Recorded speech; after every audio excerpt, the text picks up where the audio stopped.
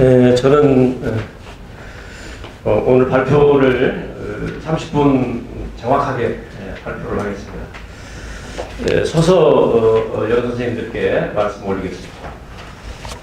우선 우리 자료집 12쪽에서 25쪽까지 제 발제문이 나와 있습니다.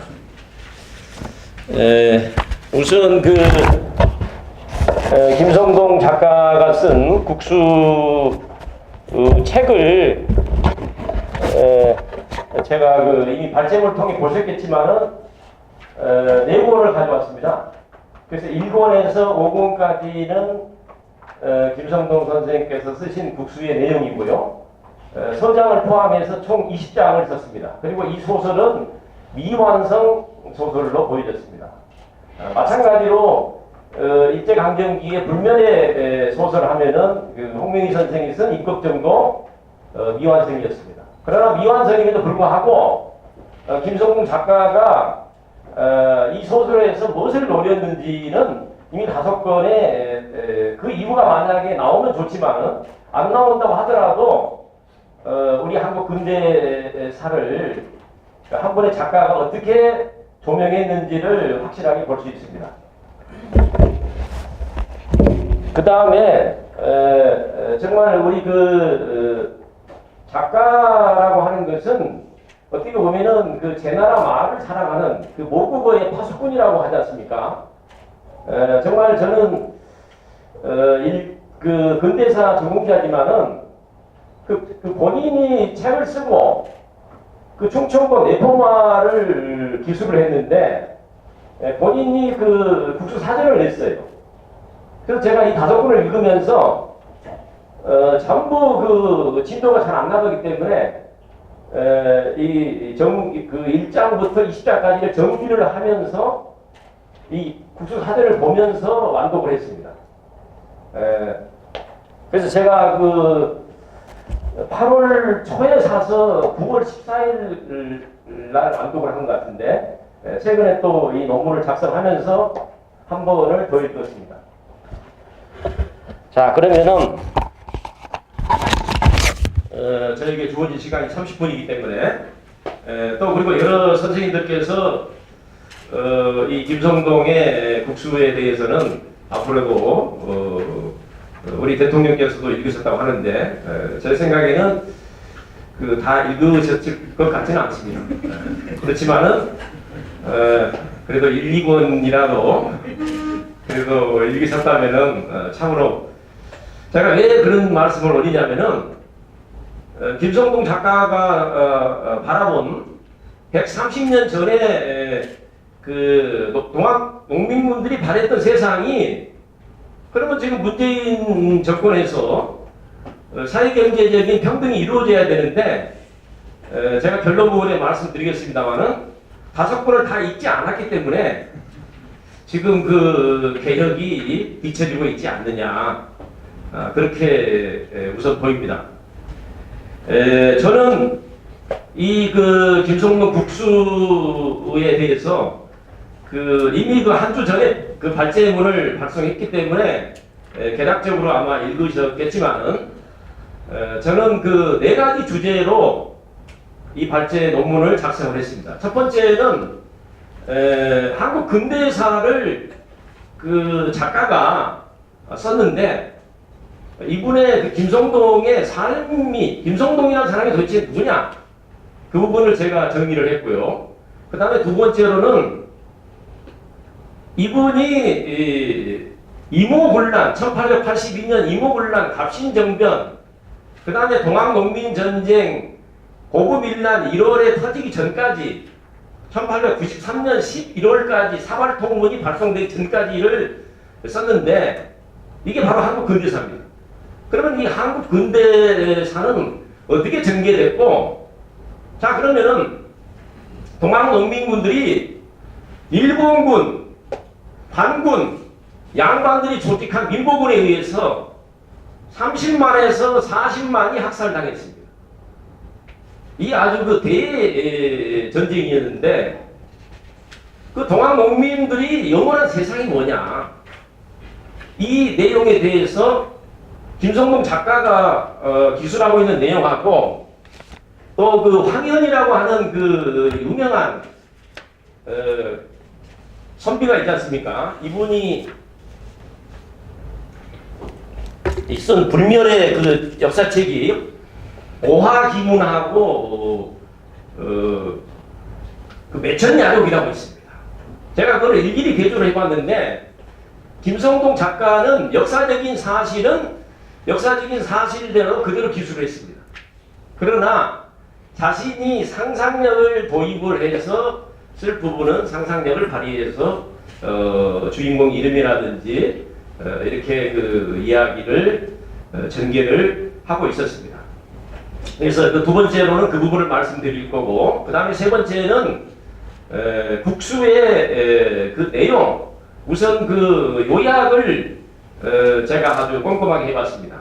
그리고 이 국수의 내용을 분석한 결과 저는 그 세 가지의 노선이 이 국수 속에 등장되고 있었습니다. 그 얘기를 해드릴 거고, 그 다음에 이 그 김성동 국수에 나타난 이분이 그 우리말을 내포 지역에 우리말을 엄청나게 쓰고 있는데 제가 보기로도 우리말이 이렇게 아름다운 말이 있었는가 할 정도로 대단히 많았습니다. 그래서 그 국수에 나타난 우리말에 대해서 말씀을 드리도록 하겠습니다. 우선은 그 제 1장 첫 번째로 한국 근대사를 서술한 김성동의 삶. 이분은 지금은 72살인데 제가 보기로는 김성동 작가는 그야말로 분단의 희생양이었습니다. 아버지는 김봉환 씨인데 일제강점기부터 이분은 사회주의 독립운동가였습니다.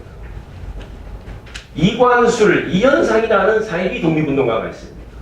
이분들과 같이 활동을 했고 또 해방 전국기에도 활동을 함께 했습니다.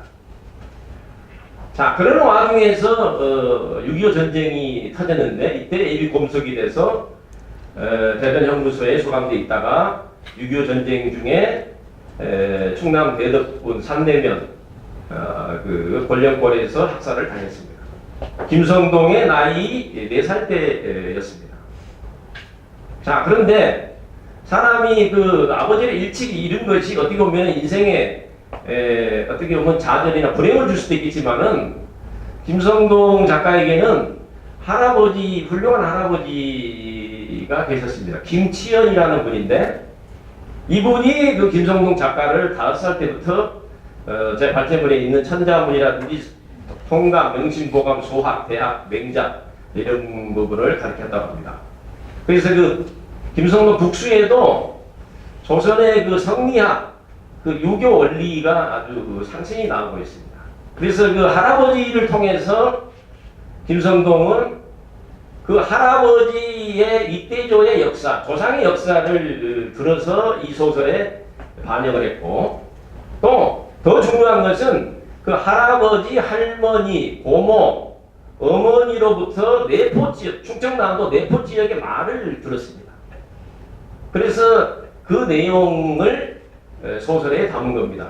그러니까 자신의 조상의 역사 또 내포 지역의 말을 되살려냈다. 이렇게 저는 보였습니다. 이분이 한 그 업적 중에 제 눈에 띈 것은 그 민족문학 작가의 이사도 하셨고 또 자유실천위원회 부위원장. 사실 독재 정권 이래 이런 부분이 필요했죠. 본인들 활동이. 근데 제 역사학자 입장에서 참으로 눈에 띄는 책이 바로 뭐였냐면은 그 우리 발제문 12쪽 밑에 나와 있습니다. 2010년에 이분이 현대사 아리랑이라는 책을 저술했습니다. 2014년에 개정 증거판을 냈는데 꽃다발도 무덤도 없는 혁명가들. 사실은 우리 독립운동사가 우리 대한민국은 자본주의 국가입니다. 그래서 사회주의 독립운동가들의 역사는 지금 현재도 제대로 복원이 안 됐습니다. 그런데 이 김성동 작가는 그 사회주의 독립운동가 혁명가들의 71명의 활동을 복원을 해냈더라고요. 참 역사학자들이 부끄러울 그런 그 일인데 이 부분을 해냈습니다. 그리고 2018년 올해 27년 만에 5권의 20장까지 국수를 서술하셨더라고요. 제가 그 국수 사전을 읽는 과정에서 참으로 놀라운 하나를 발견했습니다. 이분은 그 사람을 정의를 하고 있는데 어떻게 정의를 하고 있냐면 사람은 흔히 뭐 살다 살림 이런 데서 왔다고 하지 않습니까? 전혀 그렇지 않았어요. 제가 읽은 책 중에 아마 이렇게 주장한 경우는 김성동 작가밖에 없는 것 같은데 이분은 사람을 그 역사사의 볼람으로 썼더라고요. 사람은 뭐냐? 역사를 볼 수 있는 인사만이 사람이라는 거예요. 사람, 역사사의 볼람. 우리 역사를 보고 눈 뜨고 보고 살지 않습니까? 그러니까 역사를 제대로 볼 수 있는 인사만이 사람이라는 거죠. 굉장히 엄격한 규정이죠. 네. 그래서 이분은 그런 역사와 연관을 시켜서 문학을 전개한 것으로 보였습니다. 자, 그러면은 동학 농민들이 영원한 세상은 어떤 그 세상을 영원했느냐? 우리 한국 근대사는 어떻게 전개됐는가? 간단하게만 정리하겠습니다. 한국 근대사는 우선 그 반봉건, 조선 왕조는 그야말로 계급지를 하고 있는 계급 사이였습니다. 양반, 중인, 그 다음에 평민, 노비, 백정. 그래서 신분제를 타파해야 됐고, 그 다음에 청나라와 일본의 간섭에서 벗어나야 됐습니다. 그래서 이 이중의 과제를 달성하면서 또 군주주권 체제가 아니고 국민주권 체제, 국민국가를 건설해야 할 과제를 안고 있었습니다. 자, 이런 와중에서 그 한국 근대사가 전개되는 과정에서 눈에 띄는 역사적인 사건은 크게 두 개의 근대사에서 사건을 들 수가 있습니다. 그것이 1884년에 터진 1호부터의 개혁, 갑신정변이라고 들어보셨을 겁니다. 자, 근데 이 갑신정변은 근본적으로 실패할 수밖에 없습니다. 왜 실패할 수밖에 없느냐? 바로 일본과 손을 잡고 1호부터의 개혁을 추진했습니다. 민중과 연대하지 않았습니다. 그래서 3.1천하로 끝났습니다. 자, 그렇지 않고 결국은 그 이중에 우리 한국 근대사의 과제의 발생은 그럼 어떤 노선에 의해서 기도되었느냐? 여러 선생님들 잘 알다시피 그것은 동학 농민층에 의해서 기도됐습니다. 그래서 동학 농민군들은 바로 1894년 1월부터 시작해서 1차 봉기, 2차 봉기를 하면서 반봉건, 1차 봉기는 반봉건, 2차 봉기는 반외세, 항일 의병투쟁의 성격을 가지고 있죠. 그래서 썩어 빠진 민비 정권을 몰아내고 새로운 정권을 수립하려고 했습니다. 자, 그런데 지금 우리 학계나 고등학교 교과서에도 제대로 기술이 되고 있지 않는 부분이 있습니다. 바로 조선 왕조는 민본 국가이고 농민들이 세금을 내고 나라를 지켜줬습니다. 자, 그런데 바로 농민들이 패전 개혁을 요구했다고 해서 바로 그 고종과 민비 척족 정권은 청나라 군대를 끌어들여서 자기들에게 세금 내는 동족을 학살해야 되겠다. 그래서 청군을 요청했습니다. 제가 보기에는 이것은 반민족적이고 반역사적인 행위였습니다. 이 자체만으로 이미 1894년에 사실은 조선 왕조의 생명은 끝났다. 이렇게 볼 수 있는데, 자, 어떻든 간에 청나라 군대가 조선 반도에 들어오니까 바로 그때 1884년 이후 10년간 준비를 한 일본 제국이 드디어 일본군 4,300명을 이끌고 인천으로 상륙을 해서 일본군이 왜 그러면은 들어왔느냐? 물론 그 태진 조약으로 들어왔지만은 두 개의 큰 목적을 가지고 들어왔습니다. 일본군이 노렸던 것은 이겁니다. 청군을 조선반도에서 완전히 몰아내고 그 다음에 동학농민군을 제압하면서 친일 정권을 수립해야 됩니다. 그 목적을 가지고 들어왔습니다. 그래서 일본군이 바로 무슨 짓을 제일 먼저 했느냐? 경복궁을 점령했습니다. 이때 이미 경복궁이 점령당한 겁니다. 그리고 이 부분이 지금 제대로 교과서에도 기술이 안 돼 있어요. 이때 이미 조선의 관군이 무장해제를 당했습니다. 더 이해할 수 없는 것은 그 무장해제를 당한 관군을 지휘하는 누가 지휘했느냐? 일본군이 지휘했습니다. 그래서 일본군이 지휘를 하고 관군이 따라다니면서 동학농민군을 학살한 겁니다. 그래서 결국은 동학농민군은 결국은 학살을 당할 수밖에 없었습니다. 사실은 조선 왕조는 개화파 세력하고 농민군 세력이 연립해서 근대국가를 세워야 되는데 그렇지를 못했습니다. 그래서 필연적으로 이거는 멸망을 조선은 왕조 내부에서 초래한 것이다. 이렇게 볼 수가 있겠습니다. 자, 그러면은 그 국수는 지금 책을 보게 되면은 제 1장부터 보게 되면은 1884년 봄부터 소설이 시작되고 있는데 이걸 자세히 보면은 그렇지 않습니다. 1882년 이모군란에서 갑신정변, 그 다음에 1893년 11월 이전 동학농민전쟁 발발 직전까지 서술이 되어 있다는 것을 알 수 있습니다. 자, 그러면은 동학농민들이 영원한 세상이 뭐냐? 이 김성동 작가는 아까 제가 얘기했던 1차 사례라고 할 수 있는 황현의 매천야록이나 오화기문을 아주 열심히 읽으셨더라고요. 뭐 상소문 이런 걸 번역해서 다 집어넣습니다. 동학농민군들이 영원한 세상은 지금도 달성이 안 됐습니다. 21세기 2018년 현재도 기천이 없고 지체가 좀비가 없고 빈부가 없는 신분제가 폐지되고 사회경제적인 평등이 이루어지는 그런 세상을 만들기 위해서 봉기를 했던 겁니다. 근데 이 부분은 지금도 그 계급질이 남아오고 있지 않습니까? 우리 그 대한민국 현실에서. 그래서 하여튼 저도 놀란 게 황현의 매천야록이나 오화기문을 보니까 동학도들은 서로 대등하게 절하고 평등하게 되겠다. 이런 기록들이 많이 나오고 있습니다. 그래서 계급이 없는 세상, 차별이 없는 세상, 인권이 존중되는 세상을 130년 전에 이미 주장을 했다는 거죠. 또 동학농민군들은 신분제의 폐지를 요구했고 실현해 나갔습니다. 집강서 기간을 통해서. 그래서 사실은 1876년이 그 병자수호 조약이 우리 근대사의 기점이 되는 것이 아니고 저는 늘상 주장했습니다. 바로 신분제가 폐지가 되고 관철이 되는 것은 바로 이 동학농민전쟁이기 때문에 1894년부터 우리 근대사의 기점으로 봐야 된다. 서구 역사에서도 그 프랑스 혁명부터 근대사의 기점으로 보지 않습니까?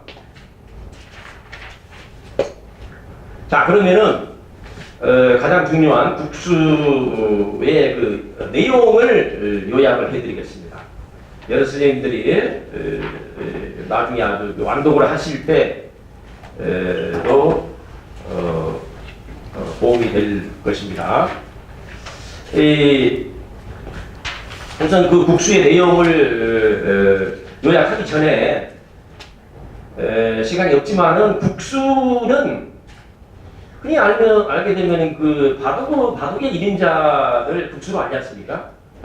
전혀 그렇지 않습니다. 이 소설에서는 우선 그 나라 국자, 그 다음에 손수자인데 이 손수로 해석이 되는 게 아니고 수는 솜씨수, 기술수, 기량수 이렇게 번역하면 됩니다. 그래서 나라에서 솜씨가 제일 뛰어난 자, 기술이 제일 뛰어난 자. 자, 그래서 이 국수 소설에서는 바로 그 김사화 댁의 손자인 김석규가 그 바둑의 1인자가 나오고 있습니다. 그 다음에 소리꾼 1인자가 나오고 있습니다. 자, 그런데 어느 데서도 밝히지 않고 있는데 김성동 작가가 제가 판단하기로는 이 국수에서 진짜 노리고 있는 것은 무술 국수를 부각시키고 있습니다. 바로 방봉건 세상을 이루고 외놈들을 몰아내고 자주적인 국민국가를 세우려면은 결국 문무를 겸비한 진짜 사나이 무술 국수가 나와야 되겠죠. 아주 무예에 뛰어난. 그래서 이 국수 소설에서는 바로 김사과 댁의 종놈의 자식으로 있었던 바로 노비 천만동이라는 사나이가 나오고 있어요. 이 천만동이를 부각하고 있습니다. 그 다음에 천만동의 친구인 모슴살이를 했던 큰개, 또 김사과 댁의 모습으로 있었던 금칠갑이, 이런 사람들이 바로 이 국수 소설의 주인공들입니다. 그 다음에 또 하나 놓칠 수 없는 부분은 바로 김사과 댁의 양반 집의 손자였던 김사과라는 그 젊은 청년이 결국은 1893년 단계에 가서는 아마 94년에 천만동이가 동학농민전쟁에 참여했을 때 김석규도 아마 연대하고 지지를 해줄 것 같은, 그래서 이 김석규도 주인공으로 부각을 시키고 있습니다. 그래서 이런 노비 머슴들이 우리 근대사의 주인공으로서 부각을 시키고 있는 민중사관의 입각에서 소설은 쓰여져 있었습니다. 자, 그러면은 여러 선생님들께 이 소설은 대단히 읽기가 쉽지 않습니다. 충청도 내포지방에 그야말로 토박이 말로 쓰여져 있습니다. 자, 그러면은 도대체 그 충청도 내포지방은 우리 역사에서 어떤 특징을 가지고 있는지 제 발제문에는 쓰지 않았습니다만은 간략하게만 말씀드리겠습니다. 이 충청도 내포는 우리 그 조선 왕조에 있어서 지금도 마찬가지지만 충청도는 허리에 해당합니다. 그래서 이 내포라고 하는 뜻이 뭐냐면 암내자 물가포입니다. 이것을 저는 이렇게 해석해 봤습니다. 충청도 서해 바닷물이 내륙으로 쓱 들어온 곳, 충청도 서해에 있는 바닷물이 육지로 쑥 들어오게 되면은 전부 다 폭우가 생기겠죠? 그렇죠. 그래서 바닷물이 들어온 폭우가 중심이 돼서 충청도 지역에 새로운 내포 문화가 형성이 되고 발달했습니다. 자, 그러면 이 지역을 지금 현재 어떤 지역이 충청도 내포 지역에 해당하는가? 한 10개 정도 되는데요. 서산, 태안, 당진, 보령, 서천, 홍주, 결성, 해미, 청양, 예산, 지금 이 국수소설의 주요 무대가 되고 있는 대흥, 그 다음에 면천, 아산, 덕산, 신창이 바로 내포 지역이 되겠습니다. 자, 그럼 이 내포 지역의 특징이 뭐냐? 대단히 땅이 기름지고 들판이 많았습니다. 지금은 예당평야가 있는 곳이죠. 예산, 당진 지역에 예당평야가 있고, 우리나라의 그 곡창 지역은 호남 지역에는 호남평야가 있고, 바로 호서 지역에는 예당평야가 있었습니다. 자, 그리고 이 지역은 아까 바닷물이 들어온다고 했죠. 그래서 생선과 소고기 많이 납니다. 4대 부집들이 많았습니다. 백길로 한양으로 연결했습니다. 그러니까 무슨 얘기냐면은 조선의 양반 관료들이 부재지주로서 머물 수 있는 땅이 다 충청도에 별장을 짓고 살았습니다. 거기에는 노비들을 파견했겠죠. 중앙의 관료들이 조선 왕조는 계급 사회였습니다. 15세기부터 17세기까지 조선 왕조의 노비들 숫자가 어느 정도 됐느냐? 제가 최근에 읽은 그 제임스 팔레라는 분이 쓴 그 논문을 읽었는데 10명 중에 4명이 노비였습니다. 39%가 노비였습니다. 그래서 지금 우리 사회에 계급질이 만연하고 있는 것도 그러한 조선 왕조의 저는 잔재라고 봅니다. 그래서 그러면은 이 내포 지역은 한마디로 정의하면 뭐냐? 충청도의 곡창이며 우리 한반도의 곡창이었습니다. 이 얘기는 뭐냐면은 결국은 국가에서는 전세를 걷어가야 되겠죠, 농민들에게. 또 양반 지주들은 또 그 병자학료를 가져가죠. 수탈이 많을 수밖에 없었습니다. 그렇기 때문에 이 수탈당한 농민들이 바로 동학농민전쟁에 참여할 수밖에 없었던 것 같습니다. 그 다음에 충청도의 그 대흥 지역, 제가 이 소설을 읽고 대흥을 한번 가봤습니다. 실제로. 그래서 예산역에 내려서 대흥을 가봤더니 정말 대흥에 군수가 있었던 동원 관아가 있었고 대흥 향교가 있었고 진산이라고 할 수 있는 봉수산이 있었습니다. 그럼 이 대흥 지역의 특징이 뭐냐? 역시 이 대흥 지역도 뱃길이 편리하고 사대부들 집이 많았고, 그 다음에 아주 그 굉장히 교통의 요지였습니다. 수탈을 당할 수밖에 없는 그 지역이라고 볼 수 있었습니다. 자, 그러면은 그 지금 제 발제문에 김성동 작가가 만든 그 국수의 주요 무대, 한번 이 부분은 상세히 보실. 지금도 그 이 지도가 재현이 굉장히 잘 되어 있습니다. 그래서 왜 이렇게 재현을 잘 했을까? 제가 궁금했는데, 이 김성동 작가는 모령에서 살았는데, 이분의 할아버지 할머니는 바로 이 대흥 지역에서 사셨대요. 그래서 대흥의 역사를 이 손자에게 마을과 역사를 알려준 거였죠. 자, 그러면은 그 20장에 해당하는 국수의 그 내용을 시간이 없기 때문에 간략하게 한번 정리만 해드리겠습니다. 요약만. 이 국수는 대흥 고을 김사갓집 종인 천만동이 아주 어렸을 때 힘이 장사했습니다. 임꺽정이도 보면은 그 천하장사지 않습니까? 자, 그런데 12살 때부터 그 노도토를 들었답니다. 그러니까 그 김사과의 아들이었던 김병륜 주인이죠. 양반 주인이 그 노비 종놈인데도 힘이 천하장사라니. 그리고 이 김병륜은 개화파 지식인이었습니다. 박영효, 김옥균과 친구로 지냈습니다. 그래서 이분은 신분제를 타파하는데 개화파들은 함께 했죠. 물론 잘못은 일본 농민군하고 연대를 안 한 게 개화파 정권의 큰 잘못이죠. 그래서 이 김병륜은 천자문, 통감무, 무경칠서를 배우라고 했답니다. 이 종놈에게. 그래서 공부를 합니다. 그 다음에 문과에 합격했던 또 고향 대흥으로 내려와 있었던 장선전으로부터 무술을 연구하기 시작합니다. 자, 그래서 이 종놈인 만동이가 17세에 대흥 신입판에서 우승을 하면서 이제 애기 장수로 부각이 됩니다. 1884년입니다. 이때부터 이 천만동이 왜 지도자가 될 수밖에 없냐면은 바로 이 동학농민군의 남자비 지도자 서장호, 황하일 이런 사람을 만나기 시작합니다. 그래서 이 종놈이 동학의 교리를 알기 시작하는 거죠. 자, 22살에는 이 만동이가 호랑이를 또 때려잡았답니다. 자, 이런 와중에서 자기의 그 무술 스승인 장선전이 대흥읍에 갇히게 되니까 파업을 해서 탈옥을 시킵니다. 자, 그러면서 바로 자기 스승과 함께 이 천만동은 1893년에 와서는 화적패, 명화적패의 우두머리가 되어서 드디어 이제 일을 내기 시작합니다.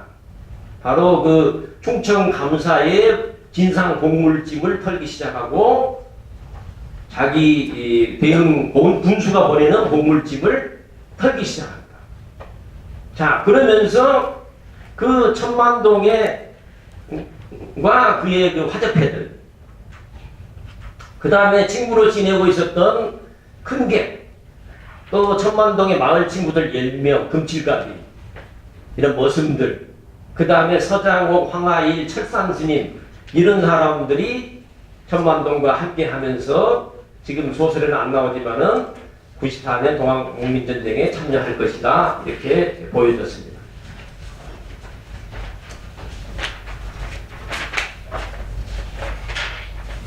자, 그러면은 이제 마지막으로 국수에 나타난 우리말 부분인데요. 그 이 부분 한번 잠깐 봐주시죠. 지금 발제문 그 20쪽에서 21쪽 사이인데요. 저는 그 국수를 내용을 이렇게 분석했습니다. 국수에는 우리 한국 근대사의 세 개의 노선의 인물들이 등장하고 있습니다. 우선 첫째는 김사과와 선비 허담을 중심으로 한 나이 드신 분들의 이적 척사파 노선의 인물들입니다. 자, 이분들은 무슨 문제가 있느냐? 근대사회는 신분이 없는 사회죠. 근데 이분들은 군주주권제, 신분제를 유지하려는 세력이었습니다. 그래서 한계가 너무도 분명합니다. 그 다음에 개화파 노선의 인물들이 등장하고 있습니다. 소설 전부분에. 그래서 아까 얘기했던 김사화의 아들인 김병륜, 김옥균, 그 다음에 박영효, 홍영식, 서광범 이런 사람들이 등장하고 있어요. 그래서 바로 이 개화파 노선이 사실은 동학농민군 세력하고 연대를 했으면은 나라가 망하지 않았을 텐데, 참으로 충격적인 것은 동학농민 전쟁 때 그 재판관이 누구였냐면은 이 사람이 박영효였습니다. 박영효가 바로 전봉준을 압송해가지고 그 재판관으로서 그 신문 조서를 받았습니다. 또 서광범이 바로 재판에 관여했습니다. 그래서 이 개화파 노선은 결정적으로 망할 수밖에 없는 것은 민중과 연대하지 않고 일본과 손을 잡았다는 거죠. 또 다른 외세를 끌어들이고 있는 거죠. 근데 이 국수의 주제는 제 세 번째로 동학농민군 노선의 인물들이 이 소설의 주인공으로 주로 부각이 되고 있습니다. 아까 얘기했던 천만동과 화적패들, 또 친구들, 서장호, 철산스님, 황하일, 농민군 지도자들이 우리 역사의 전면에 부각되고 있습니다. 그러면서 이분들이 역사의 주체로서, 그래서 그 다음 소설이 안 나오지만은 1894년에 이 사람들이 동학농민전쟁에 참여를 했을 것이고, 또 국수 사전에 보게 되면은 그 김성동 작가가 1895년에 바로 이 대흥에서 임존성에서 그 1895년에 가게 되면은 그 민비가 을미사변이 터지죠. 그때에 이 천만동이라고 하는 인물이 항외 투쟁을 벌였다고 되어 있습니다. 그 부분은 국수 사전에 나오고 있습니다. 그러니까 이 국수 소설에는 국수 사전까지 읽어야만 정확하게 볼 수 있을 것 같습니다. 자, 그럼 마지막으로 그 국수에 나타난 우리 아름다운 우리말. 제가 보기로는 국수는 우리말 보물창고였습니다. 그래서 그 어떻게 이러한 그 조선 멸망기의 그 우리말을 생생하게 채록을 해서 썼느냐? 이것을 아까 얘기했듯이 할아버지, 할머니, 고모, 어머니로부터 들은 우리 조선의 말을 재현해냈다는 거죠. 또 제가 듣기로는 지금 견해말 큰사전 편찬에서도 지금 국수 사전에 나온 우리말을 반영한다는 그런 얘기도 들었습니다. 그래서 그 대표적인 아름다운 우리말, 뭐 고향을 옛살납이라고 했다든지, 또 모내기철을 찔레꽃 머리라고 이렇게 불렀대요. 예를 들면 나는 찔레꽃 머리 때 그대를 만났다, 이렇게도 쓸 수 있을 것 같습니다. 우리말로. 예. 그 다음에 처녀총각을 꽃두레 꽃두루. 그 다음에 작가도 일본말이랍니다. 이게 글씨, 글을 짓는 사람이지 않습니까? 그 다음에 지금 우리가 놓쳐버린 바로 이 안해. 우리는 안해라고 부르잖아요. 근데 이 우리는 사실 조선 멸망기하고 해방 전국기 8년사에까지도 안해라고 썼답니다. 그래서 집에서의 태양이 바로 자신의 부인이다. 이게 바로 우리 역사가 이제 남존여비 체제에서 그냥 동학의 민주주의 사상이 등장하면서 이런 안해가 저는 나오는 걸로 봅니다. 저는 조선왕조를 미화하는 드라마라든지 삼강오륜을 생각해 보십시오. 이건 정말 말도 안 되는 반동권적인 주장입니다. 예를 들면은 군의신강, 뭐 부의부강, 부의차강 있지 않습니까? 임금이 신하의 주인이고 남편이 아내의 주인이다. 별이가 된다는 주인이라는 뜻이지 않습니까? 이건 주종관계로 본 거죠. 시간이 없기 때문에 그 발제문을 쭉 읽어보시고요. 예를 들면 뭐 불악기 같은 그런 어휘도 이렇게 설명했더라고요. 아주 그 이끝 있는 일이면 기를 쓰고 덤벼드는 사람을 불악기라고 한대. 불악기. 우리 주변에도 좀 있지 않습니까? 예. 그 다음에 이분은 지금 45분입니다. 1분만 쓰겠습니다. 일본말을 써서는 안 된다. 그래서 이분은 정말 지독하게 일본말은 외말, 일제시대를 외제시대라고 이렇게 쓰고 있습니다. 외제래 외제시대. 일제시대가 아니고 외제. 여러분들이 지배하는 그런 시대다. 그 다음에 글 공부라고 하지 않고 이분은 글 공부, 이런 참 궁금한 말을 살릴 필요도 있겠어요. 예. 너무나 아름다운 말이지 않습니까? 그 다음에 보부상이라고 해서는 안 되고 부보상이라고 한다든지 또 삼계탕이라고 하지 않고 개삼탕 뭐 이런 것은 아주 지엽적인 문제입니다. 그 다음에 또 하나 이 소설에서 놀랄만한 일은 임꺽정의 그 소설 저도 10권을 15일 만에 읽은 기억이 납니다만은 제가 놀랬던 것은 이 북수에는 예를 들면 노비의 말이 재현되고 있고 그 다음에 또 아절의 말, 계급의 말이 재현되고 양반의 말이 그대로 재현되고 있고 그 다음에 또 종놈들의 말이 재현되고 있습니다. 그 샘플을 제가 써놨습니다. 그 주인 김사고와 종 천서강의 대화. 내 나으리 애워 여기지 마소서. 애워라고 하는 것은 기분 나쁘게 여기지 마소서. 굉장히 이게 주종관계로 바로 그 말에서 느끼지 않습니까? 그 다음에 이방이 양반에게 하는 말. 이 바로 이 주종관계라는 걸 볼 수 있습니다. 그 다음에 바로 그 머슴과 그 금칠갑이라는 머슴과 춘동이의 대화를 보게 되면 아주 수평적인 그런 말을 쓰고 있습니다. 그 다음에 제가 이 북수를 살펴보면서 이분이 도대체 그리고 북수 사전을 냈는데 언제부터 우리말에 대한 그런 어휘를 수집을 했느냐? 제가 보기로는 한 북수 사전에는 4,400여 어휘를 모아가지고 뜻풀이를 했어요. 대충 정리를 했더니 제가 주위에 달아놨습니다만은 그런데 이분은 놀랍게도 2002년에 염소라는 작품 2005년에 김성동 서당 애로워야 한다. 혁명가들 이런 데도 예를 들면 우리말 사전 부분 토박이 말 모음 이런 데서 공동체를 보부살이라고 해야 된다. 일상생활을 나날살이라고 해야 된다. 또 민초 대신에 민서 서민을 써야 된다. 광해 일본말 광영 대신에 영광을 써야 된다. 이런 그 말풀이항을 전부 그 책 뒤에 정리를 해놨어요. 그래서 이런 작업들이 쌓여서 국수사전이 나온 것으로 저는 보게 됐습니다. 그 다음에 김성동 작가가 한 말 중에 이런 말을 했더라고요. 말을 되살리지 않고서는 민족문화가 올바르게 설 수가 없고 또 민족문화가 올바르게 서지 못하면 민족의 어울은 있을 수가 없다. 아까 제가 얘기했죠. 작가는 모국어의 파수꾼이다. 그 역할을 성실하게 수행한 걸로 보였습니다. 마지막입니다.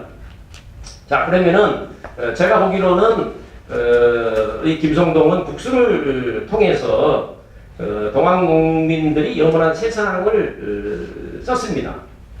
자, 그러면은 우리 한국 근대사 전개에 있어서 동학농민들이 영원한 세상은 지금 현재 21세기에 실현되고 있느냐? 그렇지 않습니다. 법률적인 신문제는 폐지되었지만은 제가 보기로는 변종의 계급질이 아주 난무하고 있습니다. 갑질, 을질, 여성차별, 정규직의 비정규직 차별, 성소수자 차별. 제가 놀라는 것은 얼마 전에 그 TV에 나왔죠. 어떤 그 무슨 그 IT 사장인지 뭔지 양누구죠. 그분이 그 부하 자기 그 직원을 때리는데 이게 폭행을 당하지 않습니까? 근데 저는 더 놀라는 것은 그 주변에 그 사원들이 있지 않습니까? 같은 동료인데 가만히 앉아 있잖아요. 그렇게 아주 폭력을 아주 엄청나게 그런 폭력이 잔행되고 있는데도 그 사원들은 그냥 가만히 있어요. 혁명이 시작됐기 때문에 그런 거야. 아니, 그래서 저라면 어땠을까? 그러면 그거는 참으면 안 되지 않습니까, 이게? 왜 그렇게 주인으로 살아야지 노예로 사느냐? 그래서 제가 알기로는 지금도 그 차별금지법이 국회에 통과가 아직 안 되고 있는 걸로 알고 있습니다. 그래서 이런 부분들이 통과가 돼야 되고 어쨌든 간에 그 국수에서 제기했던 그런 미완성의 과제는 지금 우리들 후대들에 의해서 이루어질 것이고 또 김성동이 찾아낸 그 조선 멸망기에 발굴한 그런 말은 우리의 민족 정신, 민족 혼으로 21세기에도 계속 이어질 것이다. 저는 이렇게 생각합니다. 감사합니다.